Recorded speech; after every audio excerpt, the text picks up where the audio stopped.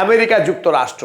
নারী স্বাধীনতা, নারীর ক্ষমতায়নের যে ভুরি ভুরি মিথ্যা গল্প শুনিয়েছে সারা পৃথিবীতে, বিশেষ করে আরব দুনিয়া, আফগানিস্তান, পাকিস্তান থেকে শুরু করে এশিয়ার একাধিক রাষ্ট্রকে, বিশেষ করে মুসলিম বিশ্বকে বারবার অভিযোগ করেছে আমেরিকা তারা নাকি নারী স্বাধীনতা খর্ব করে, মধ্যযুগীয় বর্বর এবং নারীদের উপরে শারীরিক অত্যাচার করে, একাধিক বিবাহ করে, ধর্ষণ করে, এই সমস্ত ঝুড়ি ঝুড়ি বস্তা পচা মিথ্যা কথা বলেছে আমেরিকা। আজ আমেরিকার সত্য প্রকাশিত হচ্ছে। আমেরিকা মানব জাতির ইতিহাসে সবচাইতে কুখ্যাত নারীর ওপরে অত্যাচার, তাকে ধর্ষণ করা, নারীকে কেনা বেচা করা, তার প্রাতিষ্ঠানিক রূপ দিয়েছে আমেরিকা।